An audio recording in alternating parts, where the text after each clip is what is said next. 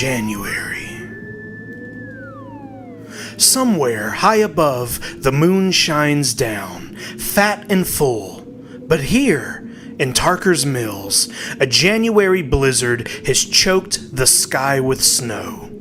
The wind rams full force down a deserted Center Avenue. The Orangetown plows have given up long since. Arnie Westrom, flagman on the GS and WM Railroad, has been caught in the small tool and signal shack 9 miles out of town, with his small gasoline-powered rail rider blocked by drifts.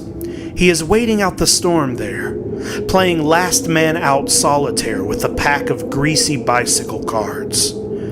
Outside, the wind rises to a shrill scream. Westrom raises his head uneasily, and then looks back down at his game again. It is only the wind, after all. But the wind doesn't scratch at doors and whine to be let in. He gets up, a tall, lanky man in a wool jacket and a railroad coveralls, a Camel cigarette jutting from one corner of his mouth, his seamed New England face lit in soft orange tones by the kerosene lantern which hangs on the wall. The scratching comes again. Someone's dog, he thinks, lost and wanting to be let in. That's all it is. But still, he pauses. It would be inhuman to leave it out there in the cold, he thinks. Not that it is much warmer in here. In spite of the battery-powered heater, he can see the cold cloud of his breath. But he still hesitates. A cold finger of fear is probing just below his heart. This has been a bad season in Tarker's Mills. There have been omens of evil on the land. Arnie has his father's Welsh blood strong in his veins, and he doesn't like the feel of things. Before he can decide what to do about his visitor, the low-pitched whining rises to a snarl. There is a thud as something incredibly heavy hits the door, draws back, hits again. The door trembles in its frame, and a puff of snow billows in from the top. Arnie Westrom stares around, looking for something to shore it up with, but before he can do more than reach for the flimsy chair that he has been sitting in, the snarling thing strikes the door again with incredible force, splintering it from top to bottom. It holds for a moment longer, bowed in on a vertical line and lodged in it, kicking and lunging, its snout wrinkled back in a snarl, its yellow eyes blazing. It is the biggest wolf Arnie has ever seen. And its snarls sound terribly like human words. The door splinters, groans, gives. In a moment, the thing will be inside. In the corner, amongst a welter of tools, a pick leans against the wall. Arnie lunges for it and seizes it as the wolf thrusts its way inside and crouches, its yellow eyes gleaming at the cornered man. Its ears are flattened back, furry triangles. Its tongue lolls. Behind it, snow gusts in through a door that has been shattered down the center. It springs with a snarl, and Arnie Westrom swings the pick once. Outside, the feeble lamplight shines raggedly on the snow through the splintered door. The wind whoops and howls. The screams begin. Something inhuman has come to Tarker's Mills. And unseen as the full moon riding the night sky high above. It is the werewolf, and there is no more reason for its coming now than there would be for the arrival of cancer, or a psychotic with murder on his mind, or a killer tornado. Its time is now. Its place is here, in this little Maine town where baked bean church suppers are a weekly event, where small boys and girls still bring apples to their teachers, where the nature outings of the Senior Citizens Club are religiously reported in the weekly paper. Next week, there will be news of a darker variety. Outside, its tracks begin to fill up with snow, and the shriek of the wind seems savage with pleasure. There is nothing of God or light in that heartless sound. It is all black winter and dark ice. The cycle of the werewolf has begun.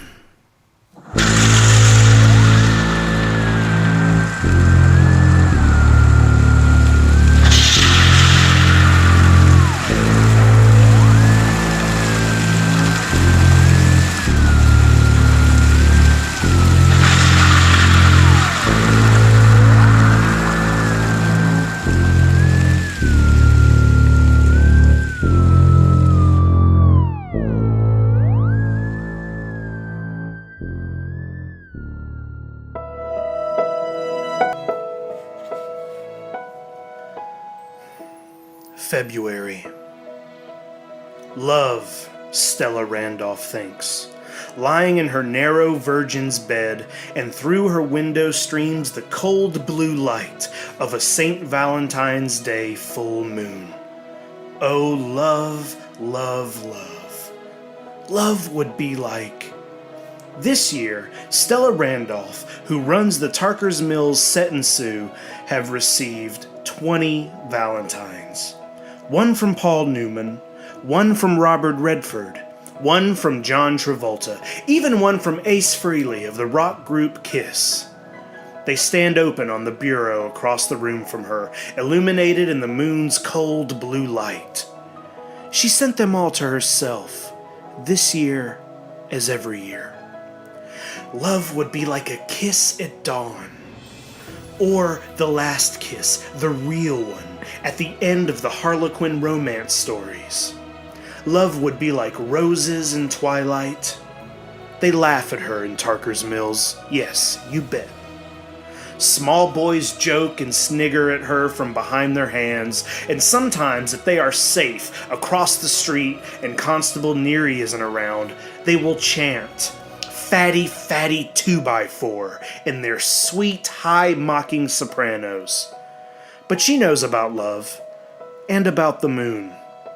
Her store is failing by inches, and she weighs too much, but now, on this night of dreams with the moon a bitter blue flood through frost-traced windows, it seems to her that love is still a possibility. Love and the scent of summer as he comes. Love would be like the rough feel of a man's cheek, that rub and scratch. And suddenly, there is a scratching at the window. She starts up on her elbows, the coverlet falling away from her ample bosom. The moonlight has been blocked out by a dark shape. Amorphous, but clearly masculine, and she thinks, I am dreaming. And in my dreams I will let him come. In my dreams I will let myself come. They use the word dirty, but the word is clean. The word is right. Love would be like coming. She rises, convinced that this is a dream, because there is a man crouched out there. A man she knows. A man she passes on the street nearly every day. It is love. Love is coming. Love has come. But her pudgy fingers fall on the cold sash of the window as she sees it is not a man at all. It is an animal out there. A huge, saggy wolf. His forepaws on the outer sill, his rear legs buried up to the haunches in the snowdrift, which crouches against the west side of her house here on the outskirts of town. But it's Valentine's Day, and there will be love, she thinks. Her eyes have deceived her even in her dream. It is a man, That man. And he is so wickedly handsome. Wickedness, yes. Love would be like wickedness. And he has come this moon-decked night, and he will take her. He will. She throws the window up, and it is a blast of cold air billowing her flimsy blue nightgown out behind that tells her that this is no dream. The man is gone, and with a sensation like swooning, she realizes he was never there. She takes a shuddering, groping step backwards, and the wolf leaps smoothly into her room and shakes itself, spraying a dreamy sugar puff of snow in the darkness. But love is like a scream. Too late, she remembers Arnie Westrom, torn apart in the railroad shack to the west of town only a month before. Too late. The wolf pads toward her, yellow eyes gleaming with cool lust. Stella Randolph backs slowly toward her narrow virgin's bed until the back of her pudgy knees strike the frame and she collapses upon it. Moonlight parts the beast's shaggy fur in a silvery streak. On the bureau, the Valentine cards shiver minutely in the breeze from the open window. One of them falls and seesaws lazily to the floor, cutting the air in big, silent arcs. The wolf puts its paw up on the bed, one on either side of her, and she can smell its breath. Hot, but somehow not unpleasant. Its yellow eyes stare into her. "Lover," she whispers, and closes her eyes. It falls upon her. Love is like dying.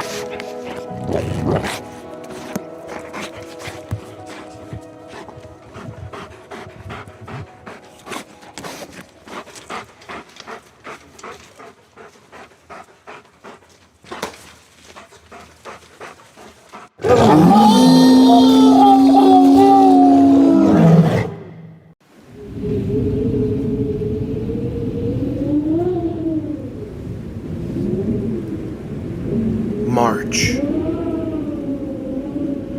The last real blizzard of the year. Heavy, wet snow turning to sleet as dusk comes on and the night closes in, has brought branches tumbling down all over Tarker's Mills with the heavy gunshot cracks of rotted wood. Mother Nature's pruning out her deadwood, Milt Strumfuller, the town librarian, tells his wife over coffee. He is a thin man with a narrow head and pale blue eyes, and he has kept his pretty, silent wife in a bondage of terror for 12 years now. There are a few who suspect the truth. Constable Neary's wife Joan is one, but the town can be a dark place, and no one knows for sure but them. The town keeps its secrets. Milt likes his phrase so well that he says it again. Yup, Mother Nature is pruning her deadwood. And then the lights go out, and Donna Lee Strumfuller utters a gasping little scream. She also spills her coffee. "You clean that up," her husband says coldly. "You clean that up right now." "Yes, honey. Okay." In the dark, she fumbles for a dish towel with which to clean up the spilled coffee and barks her shin on a footstool. She cries out. In the dark, her husband laughs heartily. He finds his wife's pain more amusing than anything, except maybe the jokes they have in the Reader's Digest. Those jokes, humor in uniform, life in these United States, really tickle his funny bone. As well as Deadwood, Mother Nature has pruned a few power lines out by Tarker Brook with this wild March night. The sleet has coated the big lines, growing heavier and heavier until they have parted and fallen on the road like a nest of snakes, lazily turning and spitting blue fire. All of Tarker's Mills goes dark. As if finally satisfied, the storm begins to slack off.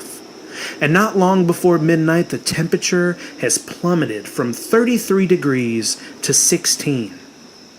Slush freezes solid in weird sculptures. Old Man Haig's hayfield, known locally as 40 Acre Field, takes on a cracked, glazed look. The houses remain dark, oil furnaces tick and cool. No linesman is yet able to get up the skating rink roads. The clouds pull apart.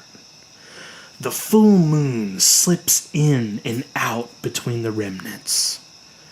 The ice coating Main Street glows like a dead bone. In the night, something begins to howl. Later, no one will be able to say where the sound came from. It was everywhere and nowhere as the full moon painted the darkened houses of the village. Everywhere and nowhere as the March wind began to rise and moan like a dead berserker winding his horn. It drifted on the wind, lonely and savage. Donna Lee hears it as her unpleasant husband sleeps the sleep of the just beside her. Constable Neary hears it as he stands at the bedroom window of his Laurel Street apartment in his long handles.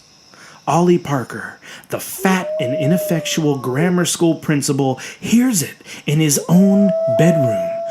Others hear it as well. One of them is a boy in a wheelchair. No one sees it. And no one knows the name of the drifter the linesman found the next morning when he finally got out by Tarker Brook to repair the downed cables.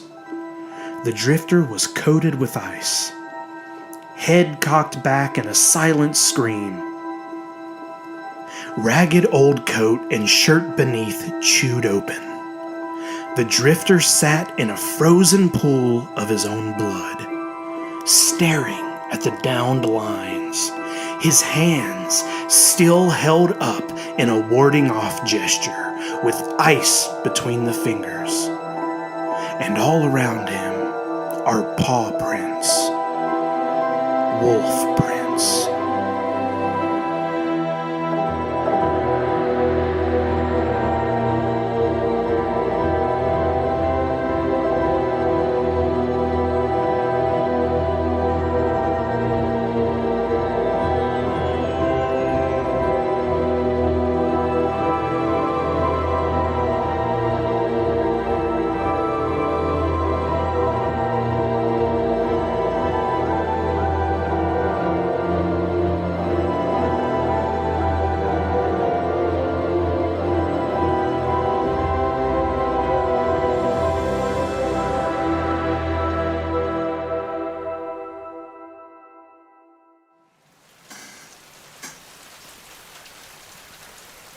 April. By the middle of the month, the last of the snow flurries have turned to showers of rain, and something amazing is happening in Tarker's Mills. It is starting to green up. The ice in Matty Tellingham's cow pond has gone out, and the patches of snow in the tract of forest called the Big Woods have all begun to shrink. It seems that the old and wonderful trick is going to happen again. Spring is going to come. The townsfolk celebrate it in small ways in spite of the shadow that has fallen over the town. Grandma Haig bakes pies and sets them out on the kitchen windowsill to cool. On Sunday, at the Grace Baptist Church, the Reverend Lester Lowe reads from the Song of Solomon and preaches a sermon titled, "The Spring of the Lord's Love." On a more secular note, Chris Wrightson, the biggest drunk in Tarker's Mills, throws his great spring drunk and staggers off in the silvery, unreal light of a nearly full April moon. Billy Robertson, bartender and proprietor of the pub Tarker's Mills' only saloon, watches him go and mutters to the barmaid, "If that wolf takes someone tonight, I guess it'll be Chris." "Don't talk about it," the barmaid replies, shuddering. Her name is Elsie Fournier. She is 24, and she attends the Grace Baptist and sings in the choir because she has a crush on the Reverend Lowe. But she plans to leave the mills by summer, crush or no crush.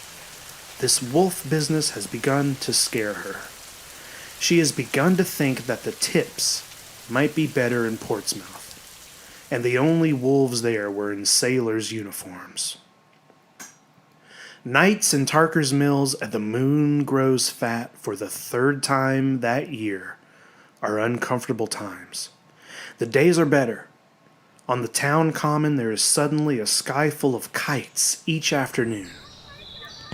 Brady Kincaid, 11 years old, has gotten a vulture for his birthday and has lost all track of time in his pleasure at feeling the kite tug in his hands like a live thing, watching it dip and swoop through the blue sky above the bandstand. He has forgotten about going home for supper. He is unaware that the other kite flyers have left one by one, with their box kites and tent kites and aluminum flyers tucked securely under their arms, unaware that he is alone. It is the fading daylight and advancing blue shadows which finally make him realize he has lingered too long. That, and the moon just rising over the clouds at the edge of the park. For the first time, it is a warm weather moon, bloated and orange instead of a cold white. But Brady doesn't notice this. He is only aware that he has stayed too long. His father probably is going to whoop him, and dark is coming. At school, he has laughed at his schoolmates' fanciful tales of the werewolf they say killed the drifter last month, Stella Randolph the month before, Arnie Westrom the month before that. But he doesn't laugh now. As the moon turns April dusk into a bloody furnace glow, the stories seem all too real. He begins to wind twine onto his ball as fast as he can, dragging the vulture with its two bloodshot eyes out of the darkening sky. He brings it in too fast, and the breeze suddenly dies. As a result, the kite dives behind the bandstand. He starts toward it, winding up the string as he goes, glancing nervously back over his shoulder. And suddenly, the string begins to twitch and move in his hands, sawing back and forth. It reminds him of the way his fishing pole feels when he's hooked a big one in Tarker's stream above the mills. He looks at it, frowning, and the line goes slack. A shattering roar suddenly fills the night, and Brady Kincaid screams. He believes now. Yes, he believes now, all right. But it's too late, and his scream is lost under that snarling roar that rises in a sudden, chilling glissade to a howl. The wolf is running toward him, running on two legs, its shaggy pelt painted orange with moonfire, its eyes glaring green lamps, and in one paw, a paw with human fingers and claws where the nails should be, is Brady's vulture kite. It is fluttering madly. Brady turns to run, and dry arms suddenly encircle him.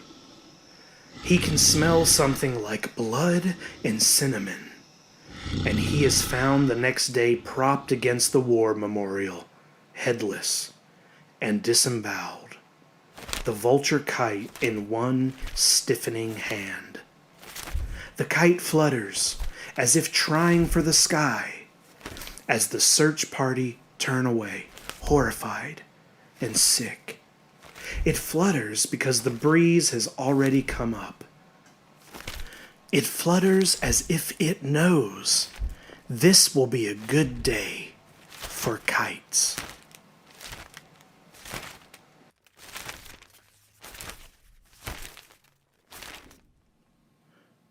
May.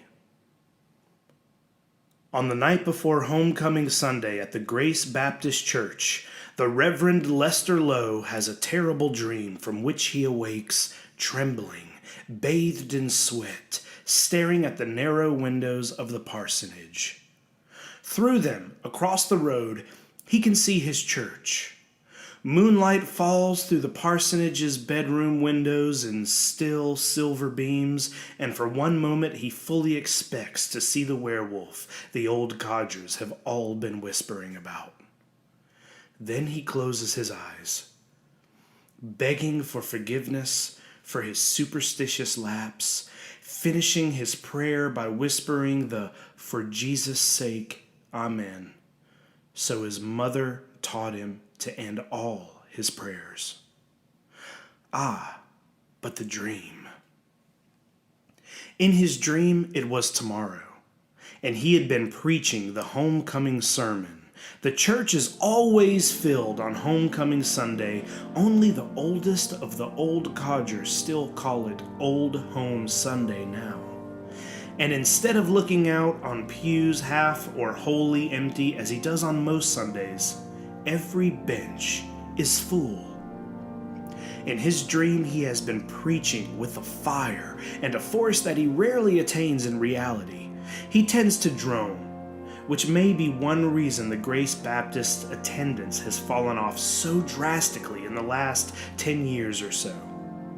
This morning, his tongue seems to have been touched with the Pentecostal fire, and he realizes that he is preaching the greatest sermon of his life, and the subject is this: the beast walks among us. Over and over he hammers at the point, vaguely aware that his voice has grown roughly strong, that his words have attained an almost poetic rhythm. The beast, he tells them, is everywhere.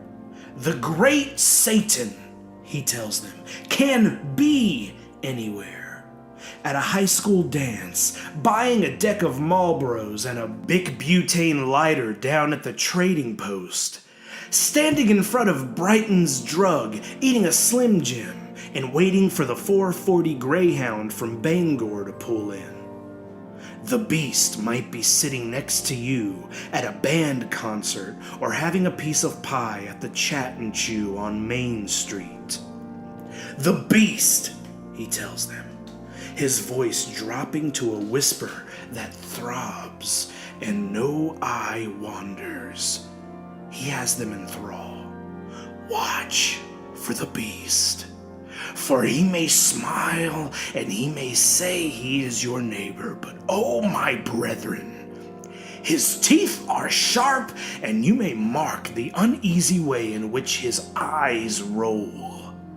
He is the beast, and he is here now in Tarker's Mills. But here he breaks off. His eloquence gone, because something terrible is happening out there in his sunny church. His congregation is beginning to change, and he realizes with horror that they are turning into werewolves. All of them, All 300 of them. Victor Bowl, the head selectman, usually so white and fat and pudgy. His skin is turning brown, roughening, darkening with hair. Violet Mackenzie, who teaches piano, her narrow spinster's body is filling out, her thin nose flattening and splaying. The fat science teacher, Elbert Freeman, seems to be growing fatter. His shiny blue suit is splitting. Cock springs of hair are bursting out like stuffing from an old sofa. His fat lips split back like bladders to reveal teeth the size of piano keys. The beast, the Reverend Lowe tries to say in his dreams, but the words fail him and he stumbles back from the pulpit in horror as Cal Baldwin, the Grace Baptist head deacon, shambles down the center aisle, snarling, money spilling from the silver collection plate, his head cocked to one side. Violet Mackenzie leaps on him and they roll in the aisle together, biting and shrinking in voices which are almost human. And now the others join in and the sound is like a zoo at feeding time. And this time, the Reverend Lowe screams it out in a kind of ecstasy. The beast! The beast is everywhere! Everywhere! But his voice is no longer his voice. It has become an articulate, snarling sound, and when he looks down, he sees the hands protruding from the sleeves of his good black suit coat have become snaggled paws. And then he awakes. Only a dream, he thinks, lying back down again. Only a dream. Thank God. But when he opens the church doors that morning, the morning of Homecoming Sunday, the morning after the full moon, it is no dream he sees. It is the gutted body of Clyde Corliss, who has done janitorial work for years, hanging face down over the pulpit. His push broom leans close by. None of this is a dream. The Reverend Lowe only wishes it could be. He opens his mouth, hitches in a great gasping breath, and begins to scream. Spring has come back again, and this year the beast has come with it.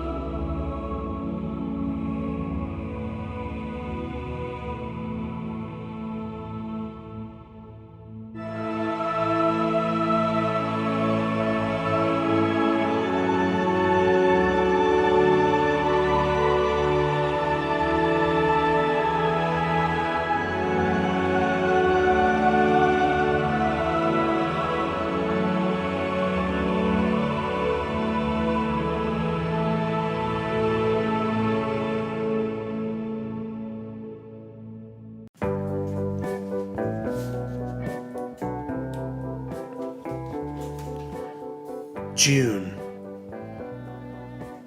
On the shortest night of the year, Alfie Knopfler, who runs the Chat and Shoe, Tarker's Mill's only cafe, polishes his long formica counter to a gleaming brightness. The sleeves of his white shirt rolled to past his muscular tattooed elbows. The cafe is for the moment completely empty, and as he finishes with the counter, he pauses for a moment, looking out into the street, thinking that he lost his virginity on a fragrant early summer night like this one. The girl had been Arlene McCune, who is now Arlene Bessie, and married to one of Bangor's most successful young lawyers.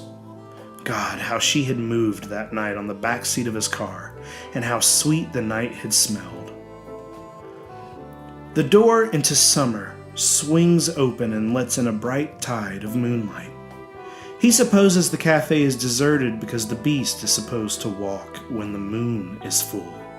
But Alfie is neither scared nor worried. Not scared because he weighs 220 and most of it is still good old Navy muscle. Not worried because he knows the regulars will be in bright and early tomorrow morning for their eggs and their home fries and their coffee. Maybe, he thinks, I'll close her up a little early tonight.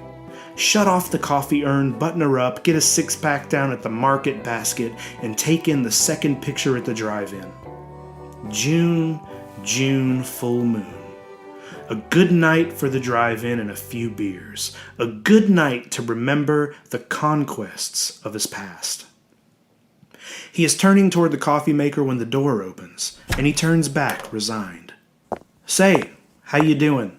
he asks, because the customer is one of his regulars, although he rarely sees this customer later than 10 in the morning. The customer nods, and the two of them pass a few friendly words. "Coffee?" Alfie asks, as the customer slips onto one of the padded red counter stools. "Please."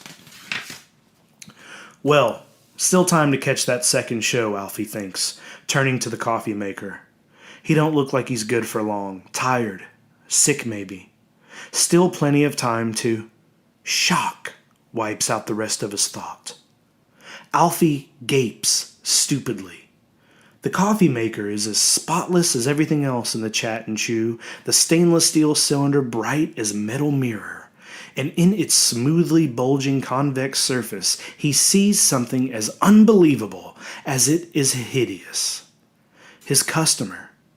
Someone he sees every day.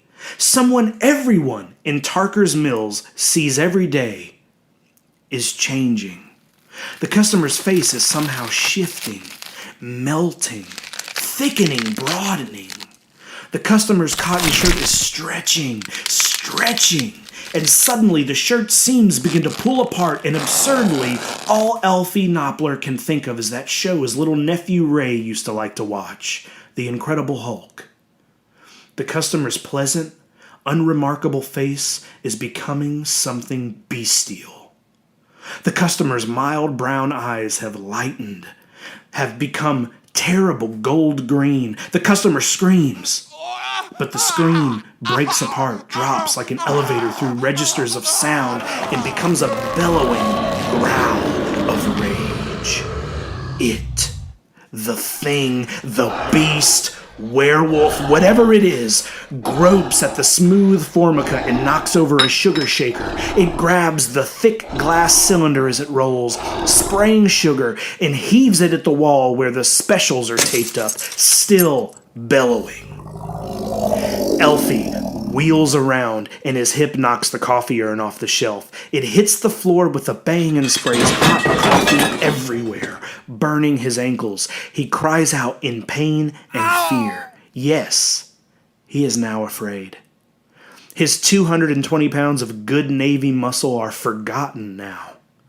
His nephew Ray is forgotten now. His backseat coupling with Arlene McCune is forgotten now. And there is only the beast. Here now, like some horror monster in a drive-in movie, a horror monster that has come right out of the screen. It leaps on top of the counter with a terrible, muscular ease. Its slacks in tatters, its shirts in rags. Alfie can hear keys and change jingling in its pockets. It leaps at Alfie. And Alfie tries to dodge, but he trips over the coffee urn and goes sprawling on the red linoleum. There is another shattering roar. A flood of warm yellow breath, and then a great red pain as the creature's jaws sink into the deltoid muscles of his back and rip upward with terrifying force. Blood sprays the floor, the counter, the grill. Alfie staggers to his feet with a huge, ragged, spraying hole in his back. He is trying to scream. And white moonlight, summer moonlight, floods in through the windows and dazzles his eyes. The beast leaps on him again. Moonlight is the last thing Alfie sees.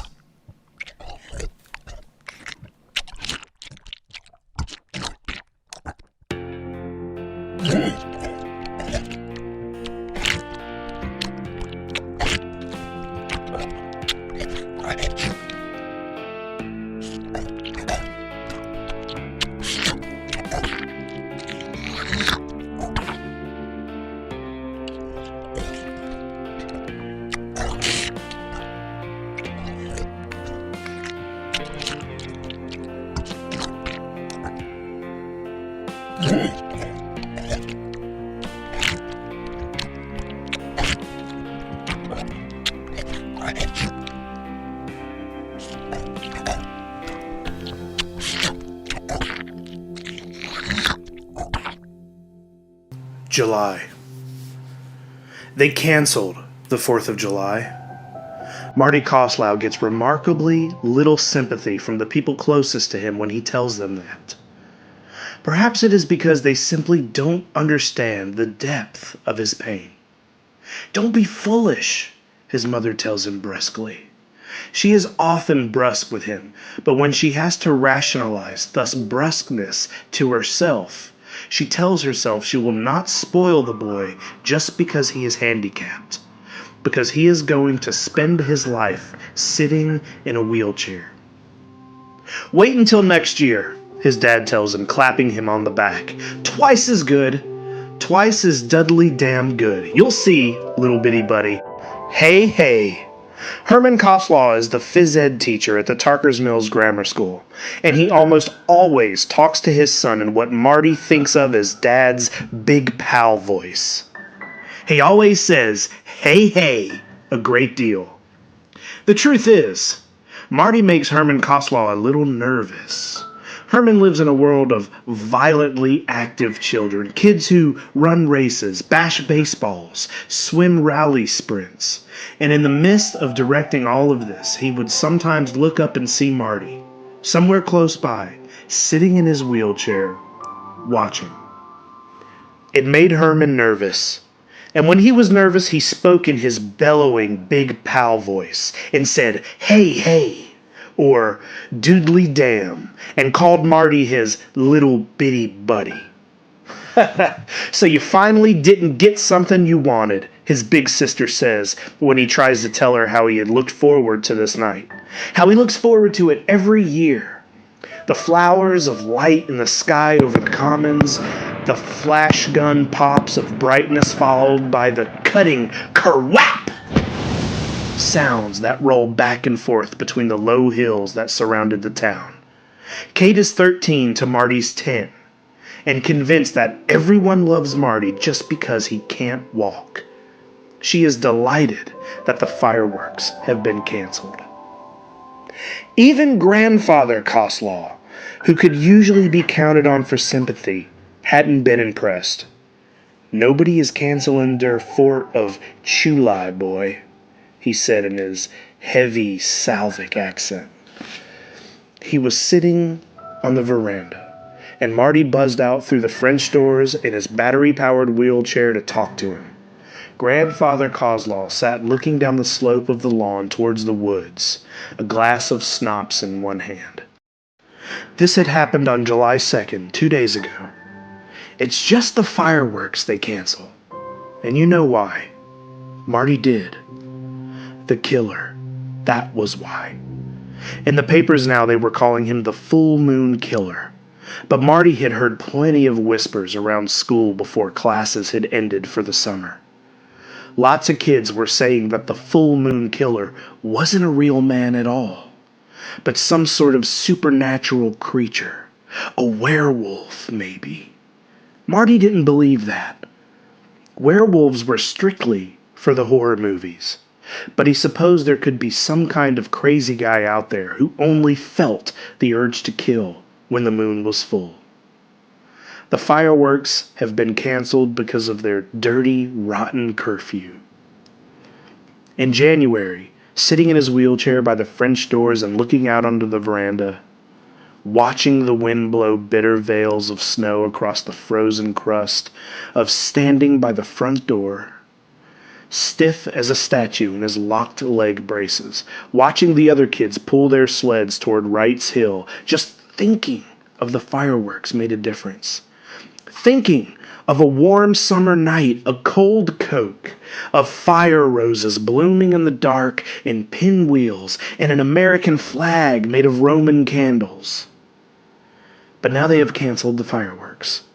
And no matter what anyone says, Marty feels that it is really the 4th itself, his 4th, that they have done to death. Only his Uncle Al, who blew into town late this morning to have the traditional salmon and fresh peas with the family, had understood. He had listened closely, standing on the veranda tiles in his dripping bathing suit. The others were swimming and laughing in the Coslaw's new pool on the other side of the house after lunch. Marty finished and looked at Uncle Al anxiously. Do you see what I mean? Do you get it? It hasn't got anything to do with being crippled, like Katie says, or getting the fireworks all mixed up with America, like Grandpa thinks. It's just not right.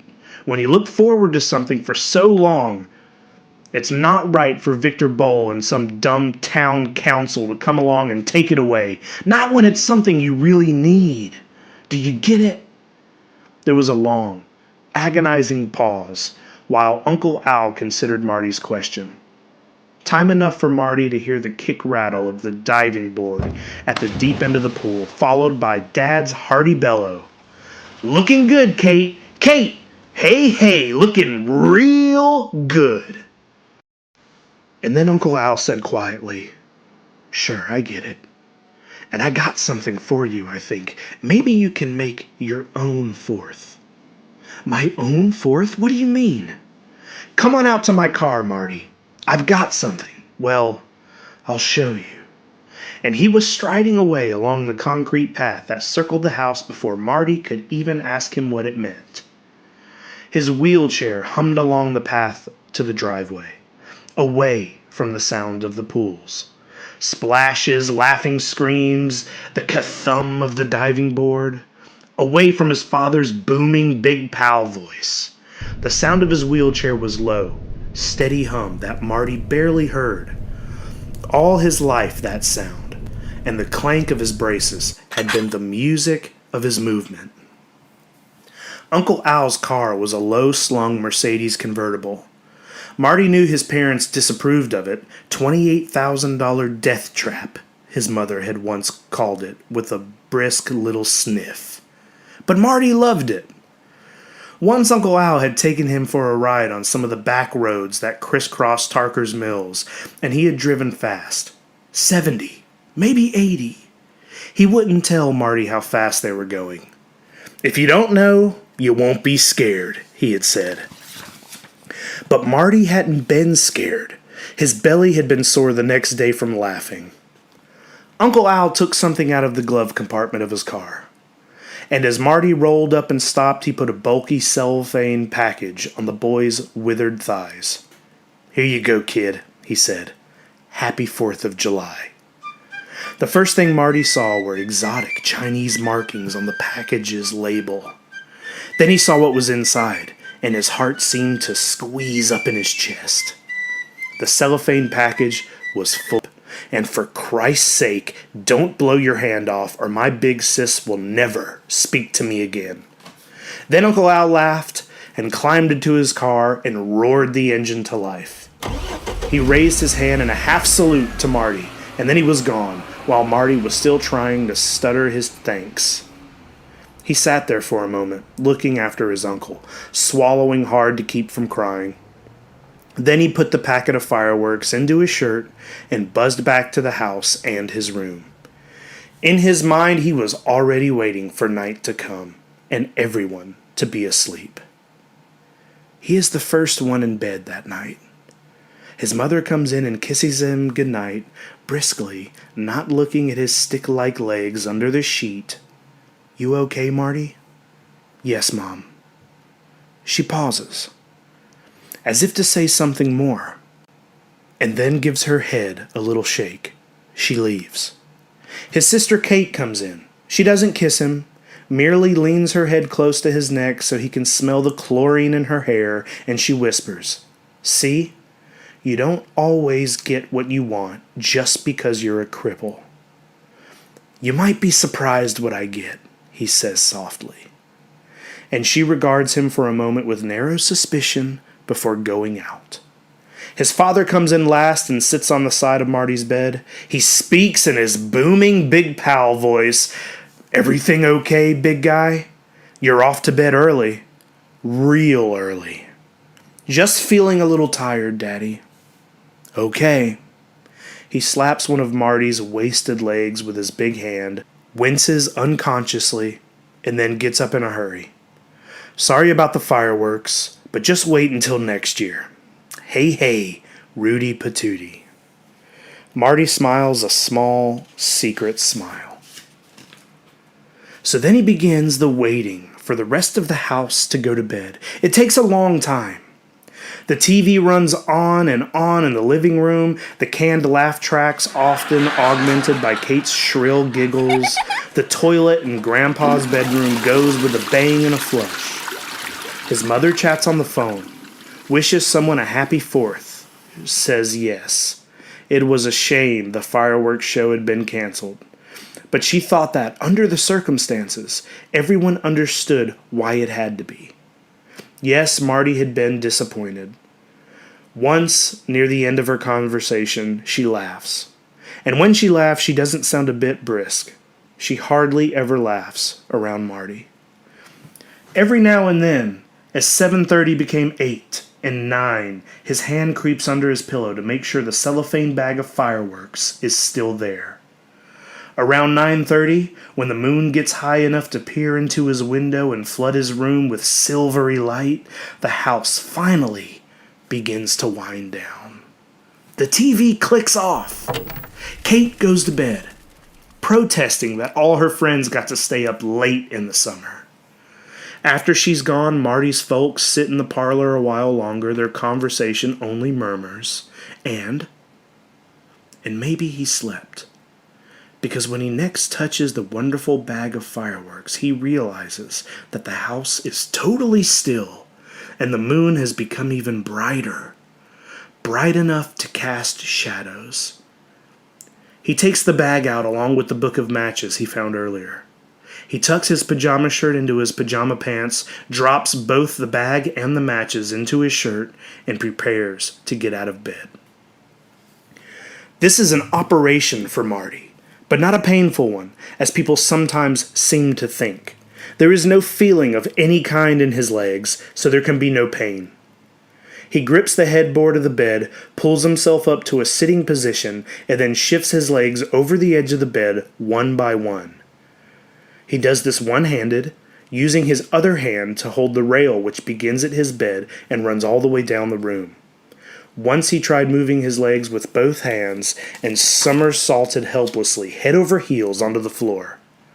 The crash brought everyone running. "You stupid show-off," Kate had whispered fiercely into his ear after he'd been helped onto his chair, a little shaken up but laughing crazily in spite of the swelling on one temple and his split lip. "You want to kill yourself, huh?" And then she had run out of the room, crying. Once he's sitting on the edge of the bed, he wipes his hands on the front of his shirt to make sure they're dry and won't slip. Then he uses the rail to go hand over hand to his wheelchair. His useless scarecrow legs, so much dead weight, drag along behind him. The moonlight is bright enough to cast his shadow, bright and crisp, on the floor ahead of him. His wheelchair is on the brake, and he swings into it with confident ease. He pauses for a moment, catching his breath, listening to the silence of the house. "Don't shoot off any of the noisy ones tonight," Uncle Al had said. And listening to the silence, Marty knows that he was right. He will keep his fourth by himself and to himself, and no one will know. At least not until tomorrow, when they see the blackened husks of the Twizzers and the fountains out in the veranda. And then it wouldn't matter. As many colors as there are on a dragon's breath, Uncle Al had said. But Marty supposes there's no law against a dragon breathing silently. He lets the brake off his chair and flips the power switch. The little amber eye, the one that means his battery is well charged, comes on in the dark.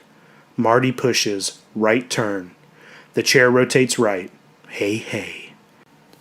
When it is facing the veranda doors, he pushes forward. The chair rolls forward, humming quietly. Marty slips the latch on the double doors, pushes forward again, and rolls outside. He tears open the wonderful bag of fireworks and then pauses for a moment, captivated by the summer night. The psalmic chirr of the crickets, the low, fragrant breeze that barely stirs the leaves of the trees at the edge of the woods, and the almost unearthly radiance of the moon. He can wait no longer. He brings out a snake, strikes a match, lights its fuse, and watches in entranced silence as it splutters green-blue fire and grows magically, writhing and spitting flame from its tail. The fourth, he thinks, his eyes alight. The fourth, happy 4th of July to me. The snake's bright flame gutters low, flickers, goes out. Marty lights one of the triangular Twizzers and watches as it spouts fire as yellow as his dad's lucky golf shirt. Before it can go out, he lights a second that shoots off light as dusky red as the roses which grow beside the picket fence around the new pool. Now a wonderful smell of spent powder fills the night for the wind to rafter and pull away slowly. His groping hands pull out the flat pocket of firecrackers next, and he has opened them before he realizes that to light these would be a calamity. Their jumping, snapping, machine gun roar would wake the whole neighborhood. Fire, flood, alarm, excursion. All of those, and one 10-year-old boy named Martin Coslaw in the doghouse until Christmas, most likely. He pushes the black cats further up on his lap, gropes happily in the bag again, and comes out with the biggest Twizzer of all. A world-class Twizzer, if there ever was one. It's almost as big as his closed fist. He lights it with mixed fright and delight and tosses it. Red light as bright as hellfire fills the night. And it is by the shifting, feverish glow that Marty sees the bushes at the fringe of the woods below the veranda shake and part. There is a low noise, half cough, half snarl. The beast appears. It stands for a moment at the base of the lawn and seems to scent the air. And then it begins to shamble up the slope toward where Marty sits on the state flagstones in his wheelchair, his eyes bulging, his upper body shrinking against the canvas back of his chair. The beast is hunched over, but it is clearly walking on its two rear legs, walking the way a man would walk. The red light of Twizzer skates hellishly across its green eyes. It moves slowly, its wide nostrils flaring rhythmically, scenting prey, almost surely scenting that prey's weakness. Marty can smell it, its hair, its sweat, its savagery. It grunts again. Its thick upper lip, the color of liver, wrinkles back to show its heavy, tusk-like teeth. Its pelt is painted a dull silvery red. It has almost reached him. Its clawed hands so unlike human hands, reaching for his throat. when the boy remembers the packet of firecrackers. Hardly aware he is going to do it, he strikes a match and touches it to the master fuse. The fuse spits a hot line of red sparks that singe the fine hair on the back of his hand, crisping them.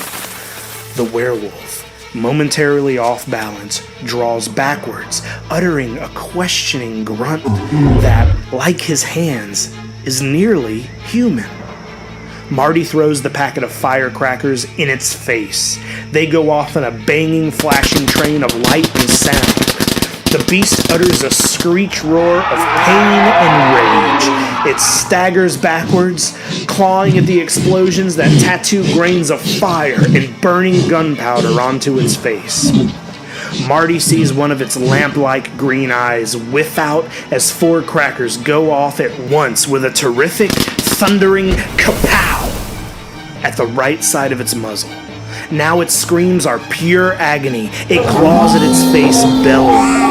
And as the first lights go on in the Coslaw house, it turns and bounds back down the lawn toward the woods, leaving behind it only a smell of singed fur and the first frightened and bewildered cries from the house. "What was that?" His mother's voice, not sounding a bit brisk. "Who's there, goddammit?" His father, not sounding very much like a big pal. "Marty?" Kate, her voice quivering, not sounding mean at all. "Marty, are you all right?"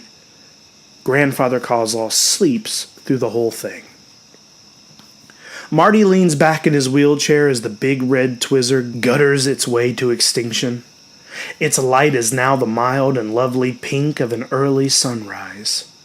He is too shocked to weep.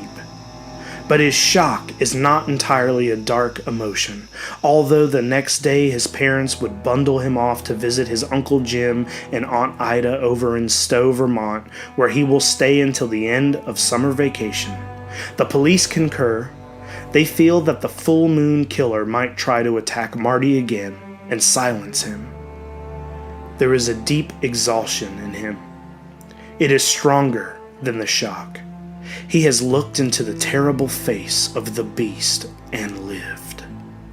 And there is a simple, childlike joy in him as well, a quiet joy he will never be able to communicate later to anyone, not even Uncle Al, who might have understood. He feels this joy because the fireworks have happened after all. And while his parents stewed and wondered about his psyche, and if he would have complexes from the experience, Marty Coslaw came to believe in his heart that it had been the best 4th of all.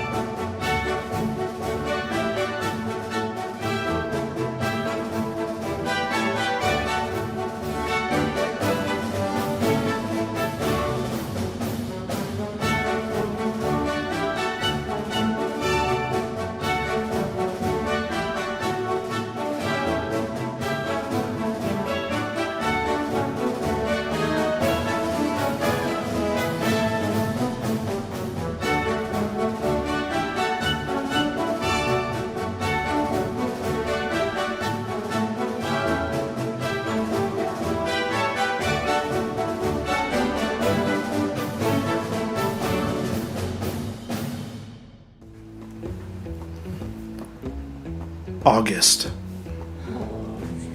"Sure, I think it's a werewolf," Constable Neary says. He speaks too loudly, maybe accidentally, more like accidentally on purpose, and all conversation in Stan's barbershop comes to a halt. It is going on just half past August, the hottest August anyone can remember in Tarker's Mills for years, and tonight the moon will be just 1 day past full.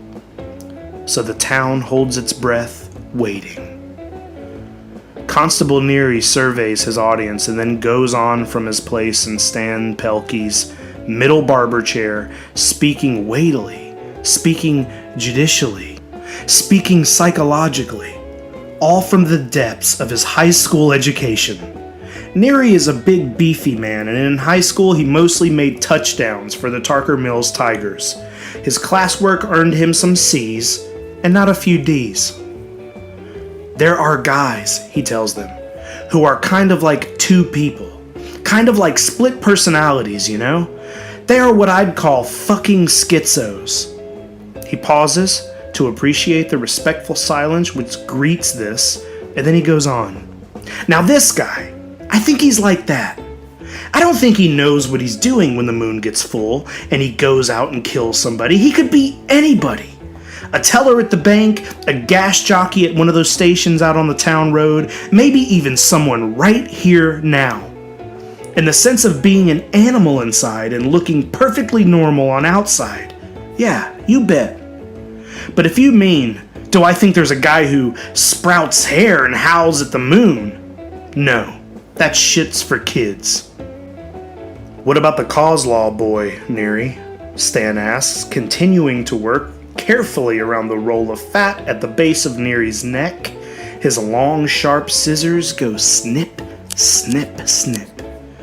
Just proves what I said, Neary responds with some exasperation. That shit's for kids. In truth, he feels exasperated about what's happened with Marty Coslaw. Here, in this boy, is the first eyeball witness to the freak that's killed 6 people in this town, including Neary's good friend Alfie Knopfler. And he is allowed to interview the boy? No. Does he even know where the boy is? No. He's had to make do with a deposition furnished to him by the state police. And he's had to bow and scrape and just a damn about beg to get that much, all because he's a small town constable, what the state police think of as a kitty cop, not able to tie his own shoes. All because he doesn't have one of their numb fuck Smokey Bear hats. And the deposition! He might as well used it to wipe his ass with. According to the Coslaw kid, this beast stood about 7 feet tall, was naked, was covered with dark hair all over his body. He had big teeth and green eyes and smelled like a load of panther shit. He had claws, but the claws looked like hands. He thought it had a tail. A tail, for Christ's sake. Maybe, Kenny Franklin says from his place in the row of chairs along the wall. Maybe it's some disguise this fella puts on. Like a mask and all, you know? I don't believe it, Neary says emphatically, and nods his head to emphasize the point. Stan has to draw his scissors back in a hurry to avoid putting one of the blades into that beefy roll of fat at the back of Neary's neck. No, sir, I don't believe it. Kid heard a lot of those werewolf stories at school before it closed for the summer. He admitted as much.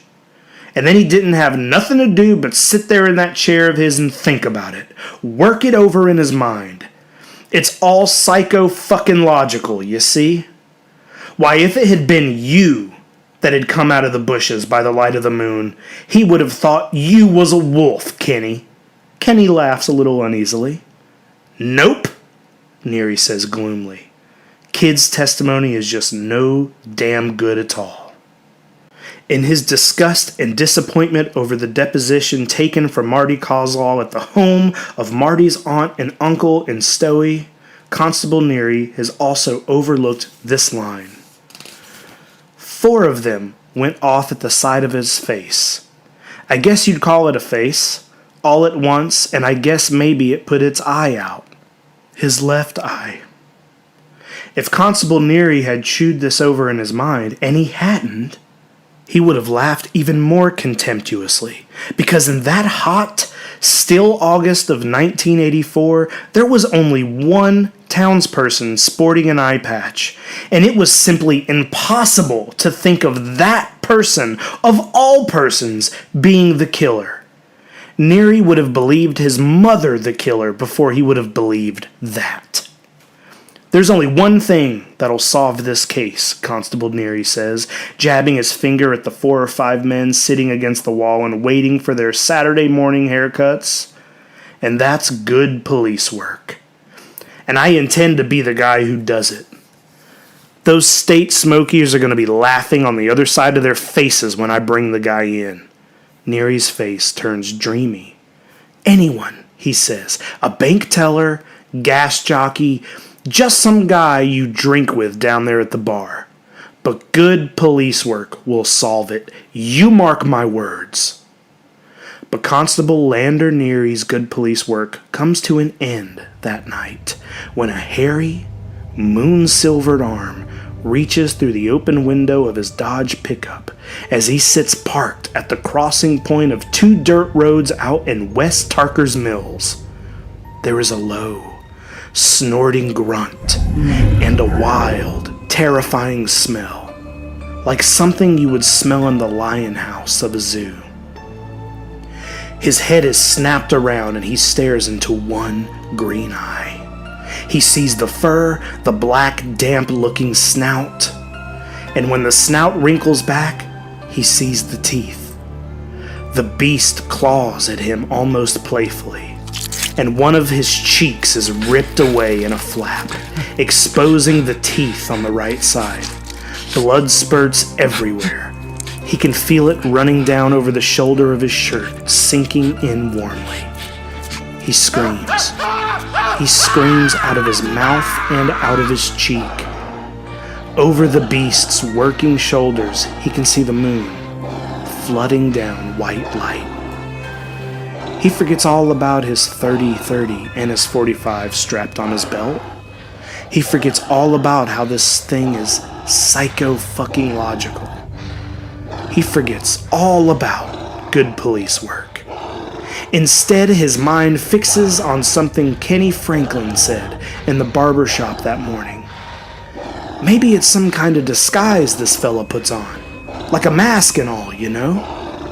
And so, as the werewolf reaches for Neary's throat, Neary reaches for its face, grabs double handfuls of coarse, wiry fur, and pulls, hoping madly that the mask will shift and then pull off. There will be the snap of an elastic, the liquid ripping sound of latex, and he will see the killer. But nothing happens. Nothing except a roar of pain and rage from the beast. It swipes at him with one clawed hand. Yes, he can see it is a hand, however hideously misshapen. A hand. The boy was right. And lays his throat wide open. Blood jets over the truck's windshield and dashboard. It drips into the bottle of bush that has been sitting tilted against Constable Neary's crotch. The werewolf's other hand snags in Neary's freshly cut hair and yanks him half out of the Ford pickup's cab. It howls once in triumph, and then it buries its face and snout in Neary's neck. It feeds while the beer gurgles out of the spilled bottle and foams on the floor by the truck's brake and clutch pedals. So much for psychology. So much for good police work.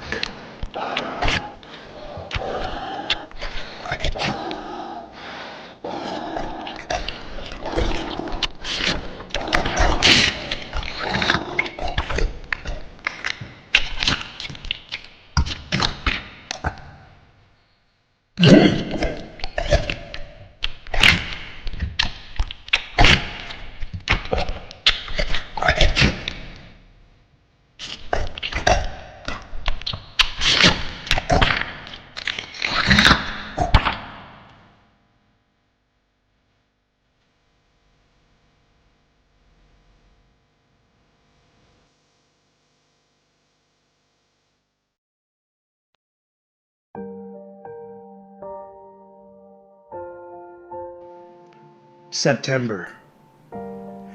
As the month wears on and the night of full moon approaches again, the frightened people of Tarker's Mills wait for a break in the heat, but no such break comes.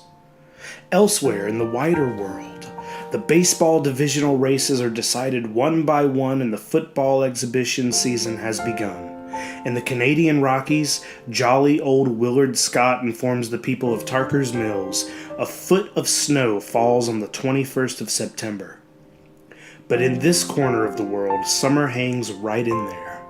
Temperatures linger in the 80s during the days.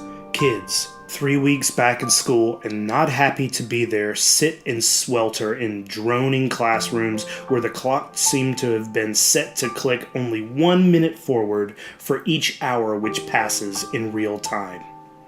Husbands and wives argue viciously for no reason, and at O'Neill's Gulf Station out on Town Road by the entrance to the turnpike, a tourist starts giving Pucky O'Neill some lip about the price of gas, and Pucky brains the fellow with the gas pump nozzle. The fellow, who is from New Jersey, needs 4 stitches in his upper lip and goes away muttering balefully under his breath about lawsuits and subpoenas. "I don't know what he's bitching about," Pucky says sullenly that night in the pub. "I only hit him with half of my force, you know. If I'd have hit him with all of my force, I would have knocked his frockin' smart mouth right the frock off, you know."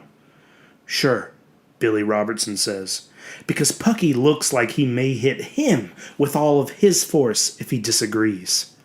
"How about another beer, Puck?" "You're frockin' A," Pucky says. Milt Strumfuller puts his wife in the hospital over a bit of egg that the dishwasher didn't take off of one of the plates.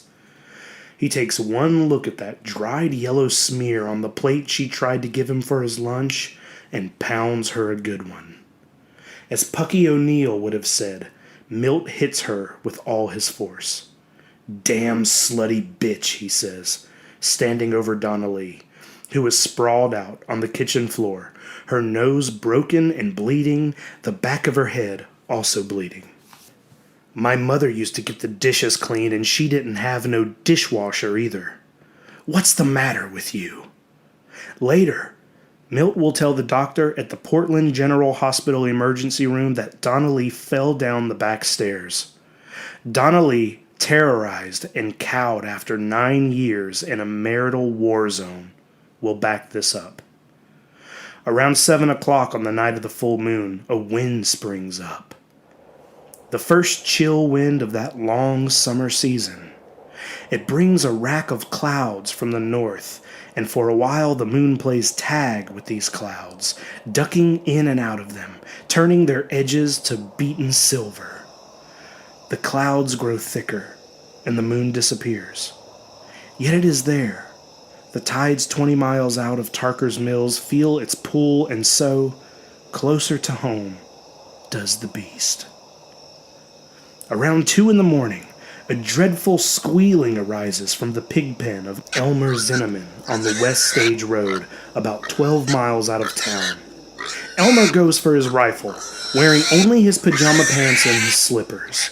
His wife, who was almost pretty when Elmer married her at 16 in 1947, pleads and begs and cries, wanting him to stay with her, wanting him not to go out. Elmer shakes her off and grabs his gun from the entryway. His pigs are not just squealing, they are screaming. They sound like a bunch of very young girls surprised by a maniac at a slumber party. He is going. Nothing can make him not go, he tells her, and then freezes with one work-calloused hand on the latch of the back door as a screaming howl of triumph rises in the night. It is a wolf cry, but there is something so human in the howl that it makes his hand drop from the latch, and he allows Alice Zinnerman to pull him back into the living room. He puts his arms around her and draws her down onto the sofa, and there they sit like 2 frightened children. Now the crying of the pigs begins to falter and stop. Yes, they stop.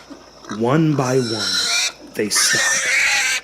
Their squeals die in hoarse, bloody gargling sounds. The beast howls again, its cry as silver as the moon.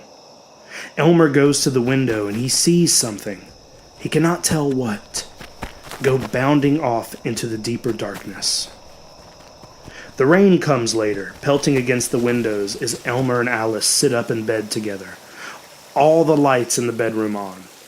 It is a cold rain, the first real rain of the autumn, and tomorrow the first tinge of color will have come into the leaves. Elmer finds what he expects in his pig pen: carnage. All 9 of his sows and both of his boars are dead, disemboweled and partially eaten. They lie in the mud, the cold rain pelting down on their carcasses, their bulging eyes staring up at the cold autumn sky. Elmer's brother Pete, called over from Minot, stands beside Elmer. They don't speak for a long time, and then Elmer says what has been in Pete's mind as well. Insurance will cover some of it. Not all, but some. I guess I can foot the rest, better my pigs than another person. Pete nods. There's been enough, he says, his voice a murmur that can barely be heard over the rain. What do you mean? You know what I mean. Next full moon, there's gotta be 40 men out, or 60, or 160. Time folks stop dicking around and pretending it ain't happening, when any fool can see it is. Look here, for Christ's sweet sake. Pete points down. Around the slaughtered pigs, the soft earth of the pen is full of very large tracks. They look like the tracks of a wolf, but they also look weirdly human. You see those fucking tracks? I see them, Elmer allows.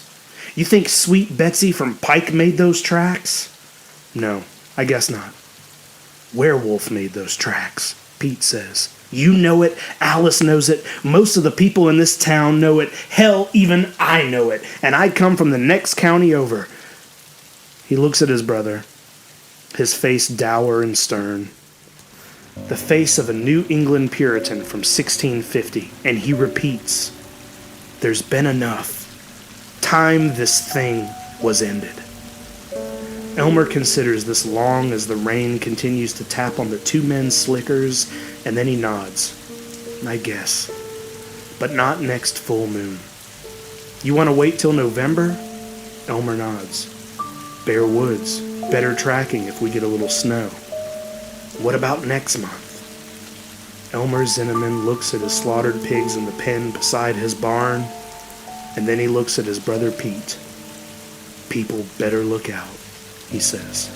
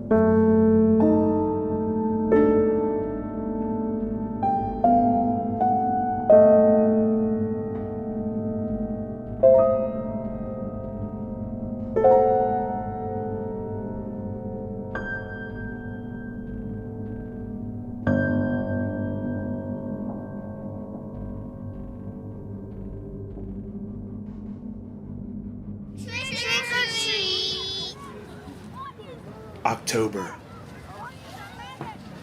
When Marty Coslaw comes home from trick-or-treating on Halloween night with the batteries in his wheelchair all but dead flat, he goes directly to bed, where he lies awake until the half-moon rises in a cold sky strewn with stars like diamond chips. Outside, on the veranda where his life was saved by a string of 4th of July firecrackers, a chill wind blows brown leaves and swirling, aimless corkscrews on the flagstones. They rattle like old bones. The October full moon has come and gone in Tarker's Mills, with no new murder. The 2nd month in a row this has happened. Some of the townspeople, Stan Pelkey, the barber, is one, and Cal Baldwin, who owns Baldwin Chevrolet, the town's only car dealership, is another, believe that the terror is over. The killer was a drifter, or a tramp living out in the woods, and now he has moved on, just as they said he would. Others, however, are not so sure. These are the ones who do a long reckoning on the 4 deer found slaughtered out by the turnpike the day after the October full moon, and upon Elmer Zinnerman's 11 pigs, killed at full moon time in September. The argument rages at the pub over beers during the long autumn nights. But Marty Coslaw knows. This night he has gone out trick-or-treating with his father. His father likes Halloween, likes the brisk cold, likes to laugh his hearty big pal laugh and bellow such idiotic things as "Hey hey" and "Ring dang do" when the doors open and familiar Tarker's Mills faces look out. Marty went as Yoda, a big rubber Don Post mask pulled down over his head and a voluminous robe on which covered his wasted legs. "You always get everything you want," Katie says with a toss of her head when she sees the mask. But he knows she isn't really mad at him. And as if to prove it, she makes him an artfully crooked Yoda staff to complete his getup. But perhaps sad because she is now considered too old to go out trick-or-treating. Instead, she will go to a party with her junior high school friends. She will dance to Donna Summer records and Bob for Apples, and later on the lights will be turned down for a game of spin the bottle, and she will perhaps kiss some boy. Not because she wants to, but because it will be fun to giggle about it with her girlfriends in study hall the next day. Marty's dad takes Marty in the van because the van has a built-in ramp he can use to get Marty in and out. Marty rolls down the ramp and then buzzes up and down the streets themselves in his chair. He carries his bag on his lap and they go to all the houses on the road and then to a few houses downtown. The Collinses, the McInns, the Manchesters, the Milkins, the Eastons. There is a fishbowl full of candy corn inside the pub. Snickers bar at the Congregational Church parsonage and chunky bars at the Baptist parsonage. Then on to the Randolphs, the Quinns, the Dixons, and 2 dozen more. Marty comes home with his bag of candy bulging, and a piece of scary, almost unbelievable knowledge. He knows. He knows who the werewolf is. At one point on Marty's tour, the beast himself, now safely between its moons of insanity, has dropped candy into his bag, unaware that Marty's face has gone deadly pale under his Don Post Yoda mask, or that beneath his gloves, his fingers are clutching his Yoda staff so tightly that the fingernails are white. The werewolf smiles at Marty and pats his rubber head. But it is the werewolf. Marty knows. And not just because the man is wearing an eye patch. There is something else. Some vital similarity in this man's human face to the snarling face of the animal he saw on that silvery summer night almost 4 months ago now. Since returning to Tarker's Mills from Vermont the day after Labor Day, Marty has kept a watch. Sure that he will see the werewolf sooner or later. And sure that he will know him when he does, because the werewolf will be a one-eyed man. Although the police nodded and said they would check it out when he told them he was pretty sure he had put out one of the werewolf's eyes, Marty could tell they didn't really believe him. Maybe that's because he is just a kid. Or maybe it's because they weren't there on that July night when the confrontation took place. Either way, it doesn't matter. He knew it was so. Tarker's Mills is a small town, but it is spread out, and until tonight Marty has not seen a one-eyed man, and has not dared to ask questions. His mother is already afraid that the July episode may have permanently marked him. He is afraid that if he tries any out-and-out sleuthing, it will eventually get back to her. Besides, Tarker's Mills is a small town. Sooner or later, he will see the beast with his human face on. Going home, Mr. Coslaw, Coach Coslaw, to his thousands of students, past and present, thinks Marty is so quiet because the evening and the excitement of the evening has tired him out. In truth, this is not so. Marty has never, except on the night of the wonderful bag of fireworks, felt so awake and alive. And his principal thought is this: it had taken him almost 60 days after returning home to discover the werewolf's identity because he, Marty, is a Catholic and attends St. Mary's on the outskirts of town. The man with the eye patch, the man who dropped a chunky bar into his bag and then smiled and patted him on the top of his rubber head, is not a Catholic. Far from it. The beast is the Reverend Lester Lowe of the Grace Baptist Church. Leaning out the door, smiling, Marty sees the eye patch clearly in the yellow lamplight falling through the door. It gives the mousy little Reverend an almost piratical look. "Sorry about your eye, Reverend Lowe," Mr. Coslaw said in his booming, big pal voice. "Hope it's nothing serious." The Reverend Lowe's smile grew long-suffering. Actually, he said, he had lost the eye. A benign tumor. It had been necessary to remove the eye to get at the tumor, but it was the Lord's will, and he was adjusting well. He had patted the top of Marty's whole head mask again and said that some he knew had heavier crosses to bear. So now Marty lies in his bed, listening to the October winds sing outside, rattling the season's last leaves, hooting dimly through the eye holes of the carven pumpkins which flank the Coslaw driveway, watching the half-moon ride the star-studded sky. The question is this: what is he to do now? He doesn't know, but he feels sure that in time the answer will come. He sleeps the deep, dreamless sleep of the very young, while outside the river of wind blows over Tarker's Mills, washing out October and bringing in cold, star-shot November, autumn's iron month.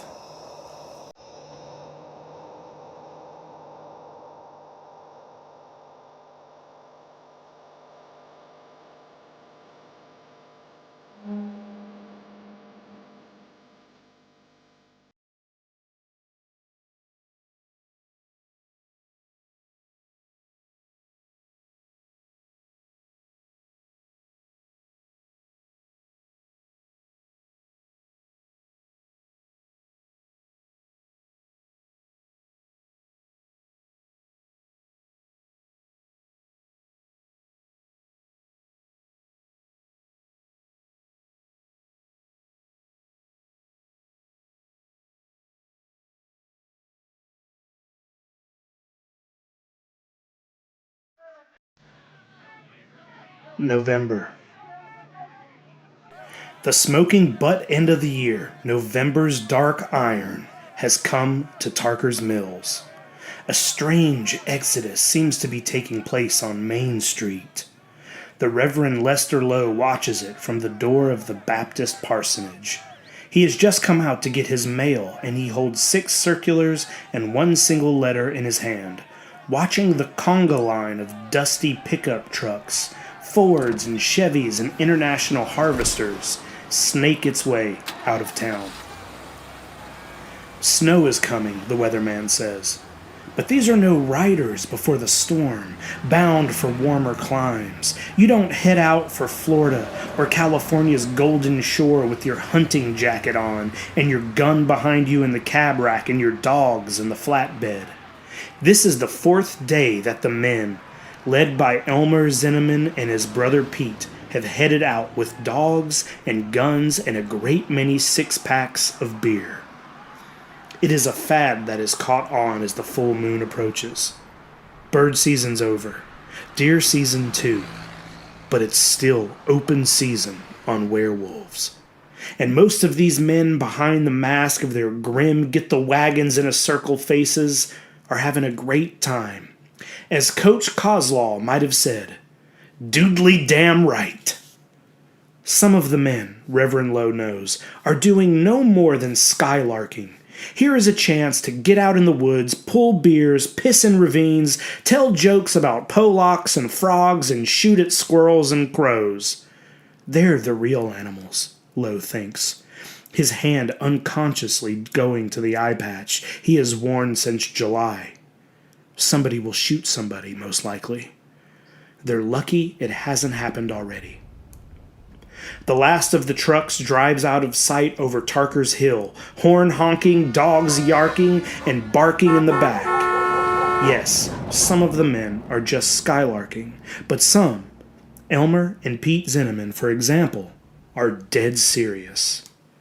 If that creature, man or beast or whatever it is, goes hunting this month, the dogs will pick up its scent, the Reverend Lowe has heard Elmer say in the barber shop not 2 weeks ago. And if it or he don't go out, then maybe we'll have saved a life. Someone's livestock at the very least. Yes, there are some of them, maybe a dozen, maybe 2 dozen, who mean business. But it is not them that has brought this strange new feeling into the back of Lowe's brain, that sense of being brought to bay. It's the notes that have done that. The notes, the longest of them only 2 sentences long, written in a childish, laborious hand, sometimes misspelled. He looks down at the letter that has come in today's mail, addressed in that same childish script, addressed as the others have been addressed. The Reverend Lowe, Baptist Parsonage, Tarker's Mills, Maine, 04491. Now, this strange, trapped feeling. The way he imagines a fox must feel when it realizes that the dogs have somehow chased it into a cul-de-sac. That panicked moment when the fox turns, its teeth bared, to do battle with the dogs that will surely pull it to pieces. He closes the door firmly, goes inside to the parlor where the grandfather clock ticks solemn ticks and talks solemn talks. He sits down, puts the religious circulars carefully aside on the table Mrs. Miller polishes twice a week, and opens his new letter. Like the others, there is no salutation. Like the others, it is unsigned. Written in the center of a sheet torn from a grade schooler's lined notepad is this sentence: "Why don't you kill yourself?" The Reverend Lowe puts a hand to his forehead. It trembles slightly. With the other hand, he crumples the sheet of paper up and puts it in a large glass ashtray in the center of the table. Reverend Lowe does all of his counseling in the parlor, and some of his troubled parishioners smoke. He takes a book of matches from his Sunday afternoon at-home sweater and lights the note. Lowe's knowledge of what he is has come in 2 distinct stages. Following his nightmare in May, the dream in which everyone in the Old Home Sunday congregation turned into a werewolf, and following his terrible discovery of Clyde Corliss's gutted body, he has begun to realize that something is, well, wrong with him. He knows no other way to put it. Something wrong. But he also knows that on some mornings, usually during the period when the moon is full, he awakes feeling amazingly good, amazingly well, amazingly strong. This feeling ebbs with the moon, and then grows again with the next moon. Following the dream and Corliss's death, he has been forced to acknowledge other things which he had, up until then, been able to ignore. Clothes that are muddy and torn. Scratches and bruises he cannot account for, but since they never hurt or ache, as ordinary scratches and bruises do, they have been easy to dismiss, to simply not think about. He has even been able to ignore the traces of blood he has sometimes found on his hands and lips. Then on July 5th, the second stage, simply described, he had awakened blind in one eye. As with the cuts and scratches, there had been no pain, simply a gored, blasted socket where his left eye had been. At that point, the knowledge had become too great for denial. He is the werewolf. He is the beast. For the last 3 days, he has felt familiar sensations, a great restlessness, an impatience that is almost joyful, a sense of tension in his body. It is coming again. The change is almost here again. Tonight, the moon will rise full, and the hunters will be out with their dogs. Well, no matter. He is smarter than they can give him credit for. They speak of a man-wolf, but think only in terms of the wolf, not the man. They can drive in their pickups, and he can drive in his small Volare sedan. And this afternoon he will drive down Portland Way, he thinks, and stay at some motel on the outskirts of town. And if the change comes, there will be no hunters, no dogs. They are not the ones who frighten him. Why don't you kill yourself?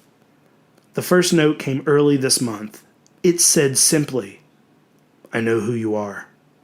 The second said, if you are a man of God, get out of town. Go somewhere where there are animals for you to kill, but no people. The third said, end it. And that was all, just end it. And now, why don't you kill yourself? Because I don't want to, the Reverend Lowe thinks petulantly. This, whatever it is nothing I asked for. I wasn't bitten by a wolf or cursed by a gypsy. It just happened. I picked some flowers for the vases in the church vestry one day last November, up by that pretty little cemetery on Sunshine Hill. I never saw such flowers before. And they were dead before I could get back to town. They turned black, everyone. Perhaps that was when it started to happen. No reason to think so exactly, but I do. And I won't kill myself. They are the animals, not me. Who is writing the notes? He doesn't know. The attack on Marty Coslow has not been reported in the weekly Tarker's Mills newspapers, and he prides himself on not listening to gossip. Also, as Marty did not know about Lowe until Halloween because the religious circles do not touch, the Reverend Lowe does not know about Marty. And he has no memory of what he does in his beast state, only that alcoholic sense of well-being when the cycle has finished for another month, and the restlessness before. I am a man of God, he thinks, getting up and beginning to pace, walking faster and faster in the quiet parlor where the grandfather clock ticks solemn ticks and talks solemn talks.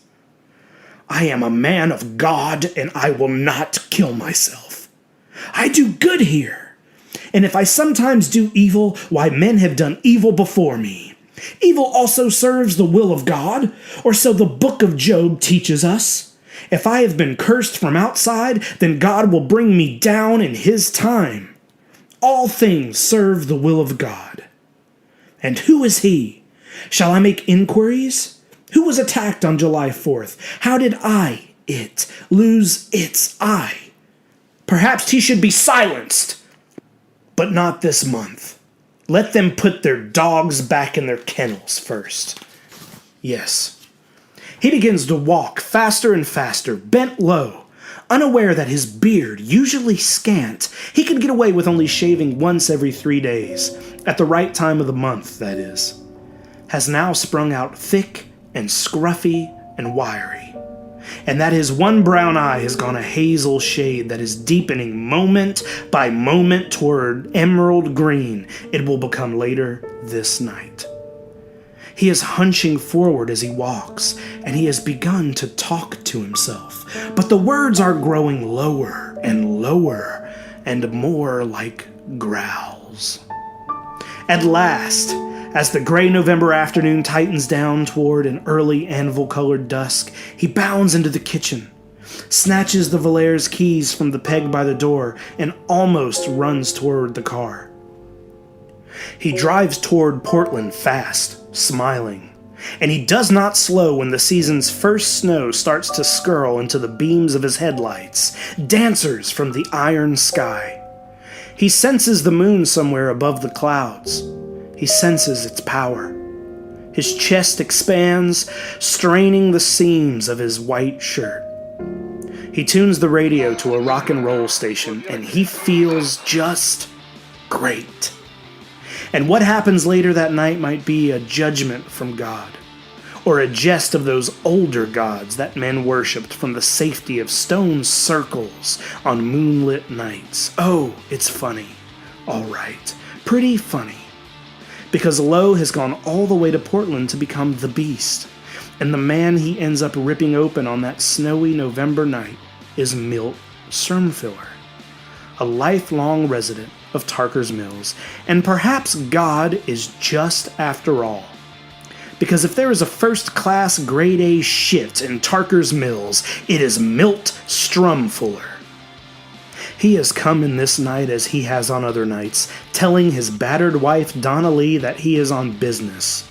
But his business is a bee-girl named Rita Tennyson who has given him a lively case of herpes, which Milt has already passed on to Donna Lee, who has never so much as looked at another man in all the years they have been married. The Reverend Lowe has checked into a motel called the Driftwood near the Portland-Westbrook line. And this is the same motel that Milt Strumfiller and Rita Tennyson have chosen on this November night to do their business. Milt steps out at 10:15 to retrieve a bottle of bourbon he's left in the car. And he is in fact congratulating himself on being far from Tarker's Mills on the night of the full moon when the one-eyed beast leaps on him from the roof of a snow-shrouded Peterbilt 10-wheeler and takes his head off with one gigantic swipe.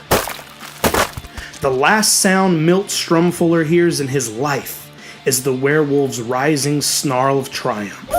His head rolls under the Peterbilt, his eyes wide, the neck spraying blood, and the bottle of bourbon drops from his jittering hand as the beast buries its snout in his neck and begins to feed. And the next day, back in the Baptist parsonage in Tarker's Mills, and feeling just great, the Reverend Lowe will read an account of the murder in the newspaper and think piously, he was not a good man. All things serve the Lord. And following this, he will think, who is the kid sending the notes? Who was it in July? It's time to find out. It's time to listen to some gossip. The Reverend Lester Lowe readjusts his eye patch, shakes out a new section of the newspaper, and thinks, all things serve the Lord. If it's the Lord's will, I'll find him and silence him forever.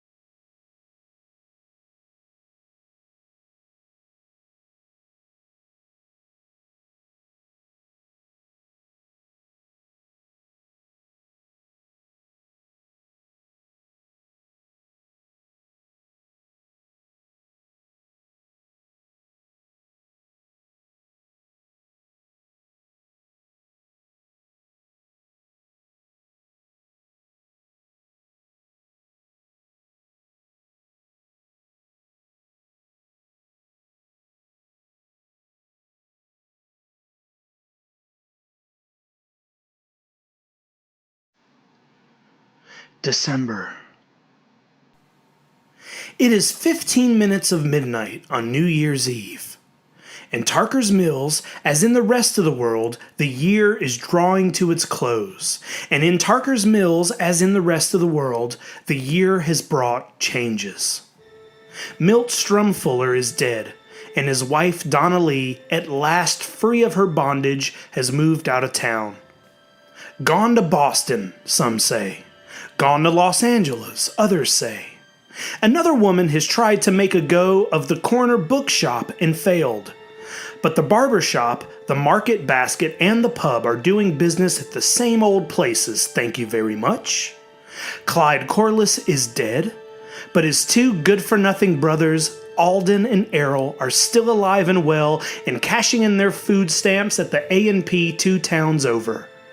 They don't quite have the nerve to do it right here in the mills. Grandma Haig, who used to make the best pies in Tarker's Mills, has died of a heart attack. Willie Harrington, who is 92, slipped on the ice in front of his little house on Ball Street late in November and broke his hip. But the library has received a nice bequest in the will of a wealthy summer resident, and next year construction will begin on the children's wing that has been talked about in town meetings since time out of mind. Ollie Parker, the school principal, had a nosebleed that just wouldn't quit in October and is diagnosed as an acute hypertensive. Lucky you didn't blow your brains out, the doctor grunted, unwrapping the blood pressure cuff, and told Ollie to lose 40 pounds. For a wonder, Ollie loses 20 of those pounds by Christmas. He looks and feels like a new man, acts like a new man too. His wife tells her close friend Delia Burney with a lecherous little grin. Brady Kincaid, killed by the beast in kite flying season, is still dead. And Marty Coslaw, who used to sit right behind Brady in school, is still a cripple. Things change, things don't change. And in Tarker's Mills, the year is ending as the year came in. A howling blizzard is roaring outside, and the beast is around, somewhere.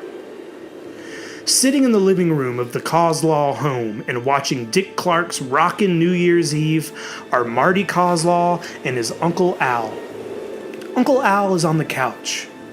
Marty is sitting in his wheelchair in front of the TV. There is a gun in Marty's lap, a .38 Colt Woodsman. 2 bullets are chambered in the gun, and both of them are pure silver. Uncle Al has gotten a friend of his from Hampton, Mac McCutcheon, to make them in a bullet loader. This Mac McCutcheon, after some protest, has melted Marty's silver confirmation spoon down with a propane torch and calibrated the weight of powder needed to propel the bullets without sending them into a wild spin. I don't guarantee they'll work, this Mac McCutcheon has told Uncle Al, but they probably will. What are you going to kill, Al? A werewolf or a vampire? One of each, Uncle Al says, giving him his grin right back. That's why I got you to make 2.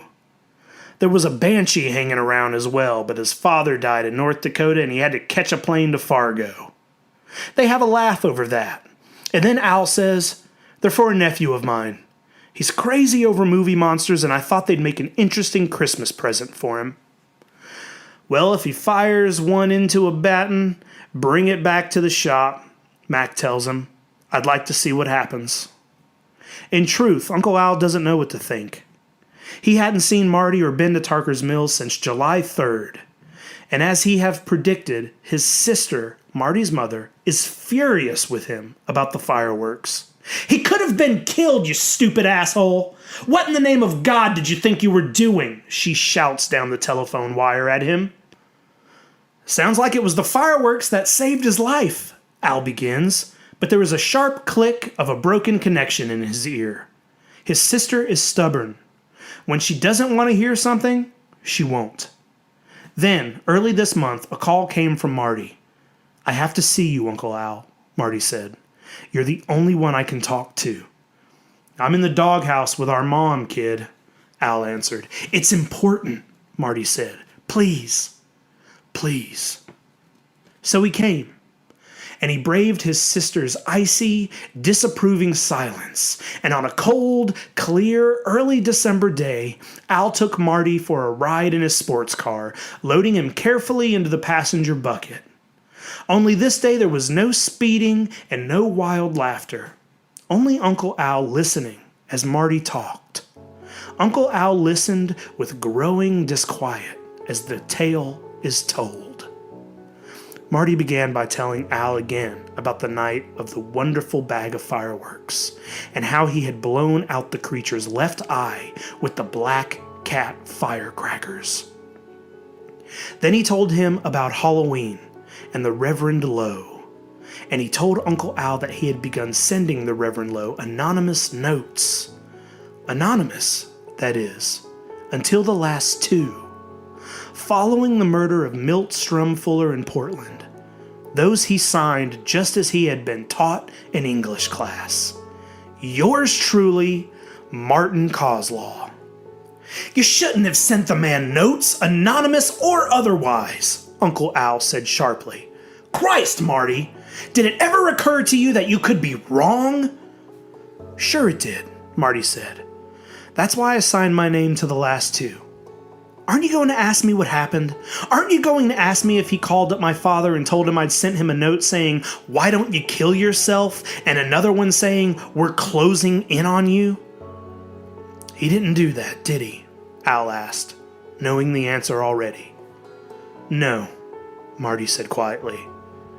He hasn't talked to my dad, and he hasn't talked to my mom, and he hasn't talked to me. Marty, there could be 100 reasons for that. No. There's only one. He's the werewolf. He's the beast. It's him. And he's waiting for the full moon. As Reverend Lowe, he can't do anything. But as the werewolf, he can do plenty. He can shut me up. And Marty spoke with such chilling simplicity that Al was almost convinced.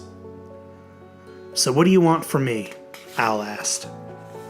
And Marty told him.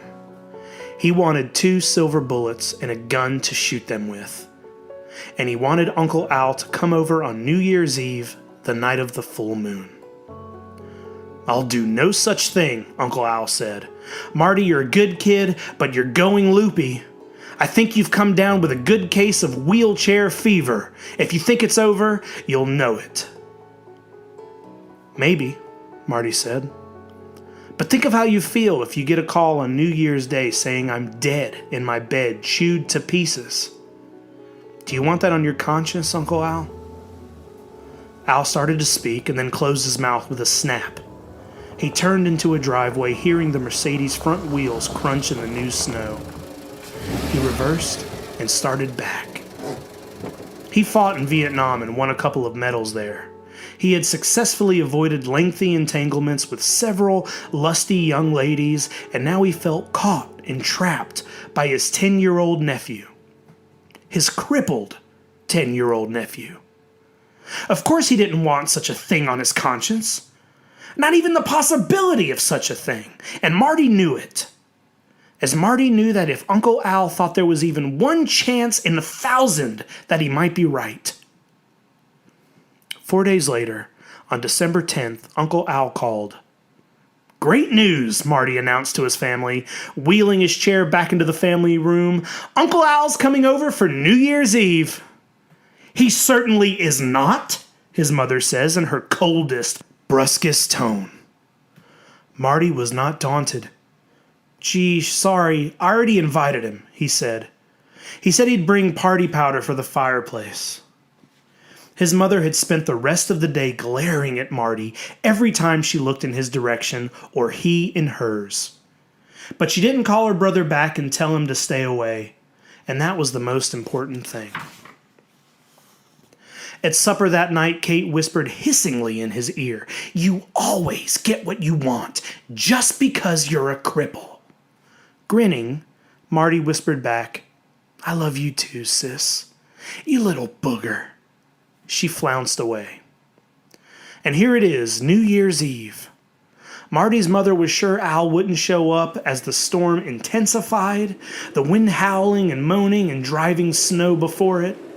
Truth to tell, Marty has had a few bad moments himself.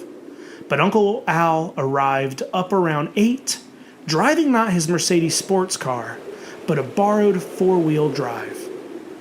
By 11:30, everyone in the family has gone to bed, except for the two of them, which is pretty much as Marty has foreseen things. And although Uncle Al is still poo-pooing the whole thing, he has brought not one, but 2 handguns concealed under his heavy CPO coat. And one with the 2 silver bullets he hands wordlessly to Marty after the family has gone to bed. As if to complete making the point, Marty's mother slammed the door of the bedroom she shares with Marty's dad when she went to bed. Slammed it hard.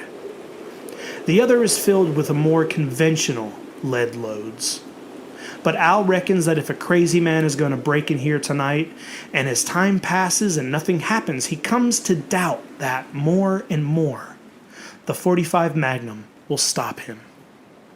Now on the TV, they are switching the cameras more and more often to the big lighted ball on top of the Allied Chemical Building in Times Square. The last few minutes of the year are running out. The crowd cheers. In the corner opposite the TV, the Coslaw Christmas tree still stands, drying out now, getting a little brown, looking sadly denuded of its presence. "Marty, nothing," Uncle Al begins. And then the big picture window in the family room blows inward in a twinkle of glass, letting in the howling black wind from outside, twisting swirls of white snow, and the beast. Al is frozen for a moment, utterly frozen with horror and disbelief. It is huge, this beast, perhaps 7 feet tall, although it is hunched over so that its front hand paws almost drag the rug. Its one green eye, just like Marty said, he thinks numbly, all of it, just like Marty said, glares around with a terrible, rolling sentience, and fixes upon Marty, sitting in his wheelchair. It leaps at the boy, a rolling howl of triumph exploding out of its chest and past its huge yellow-white teeth. Calmly, his face hardly changing, Marty raises the .38 pistol. He looks very small in his wheelchair, his legs like sticks inside his soft and faded jeans, his fur-lined slippers on feet that have been numb and senseless all his life. And incredibly, over the werewolf's mad howling, over the wind's screaming, over the clap and clash of his own tottering thoughts about how this can possibly be in a world of real people and real things, over all of this, Al hears his nephew say, "Poor old Reverend Lowe, I'm gonna try to set you free." And as the werewolf leaps, its shadow a blob on the carpet, its claw-tipped hands outstretched, Marty fires. Because of the lower powder load, the gun makes an almost absurdly insignificant pop. It sounds like a Daisy air rifle. But the werewolf's roar of rage spirals up into an even higher register, a lunatic screech of pain now. It crashes onto the wall and its shoulder punches a hole right through to the other side. A Currier and Ives painting falls onto its head, skates down the thick pelt of its back and shatters as the werewolf turns. Blood is pouring down the savage, hairy mask of its face, and its green eye seems rolling and confused. It staggers towards Marty, growling. Its claw hands opening and closing, its snapping jaws cutting off wads of blood-streaked foam. Marty holds the gun in both hands, as a small child holds a drinking cup. He waits, and as the werewolf lunges again, he fires. Magically, the beast's other eye blows out like a candle in a storm wind. It screams again and staggers, now blind, toward the window. The blizzard rifles the curtains and twists them around its head. Al can see flowers of blood begin to bloom on the white cloth, as on the TV, the big lighted ball begins to descend its pole. The werewolf collapses to its knees as Marty's dad, wild-eyed and dressed in bright yellow pajamas, dashes into the room. The .45 Magnum is still in Al's lap. He has never so much as raised it. Now the beast collapses, shudders once, and dies.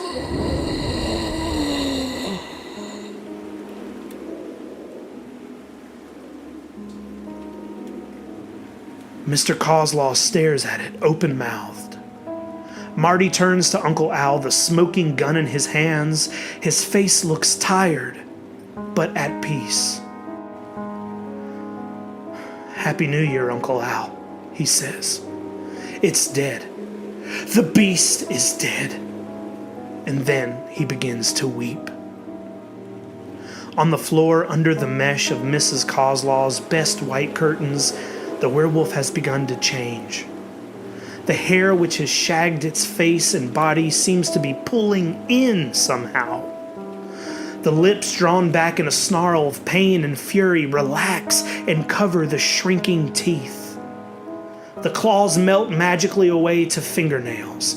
Fingernails that have been almost pathetically gnawed and bitten. The Reverend Lester Lowe lies there, wrapped in a bloody shroud of curtain, snow blowing around him in random patterns. Uncle Al goes to Marty and comforts him as Marty's dad gawks down at the naked body on the floor and as Marty's mother, clutching the neck of her robe, creeps into the room. Al hugs Marty tight, tight, tight. "You done good, kid," he whispers. "I love you." Outside, the wind howls and screams against the snow-filled sky. And in Tarker's Mills, the first minute of the new year becomes history.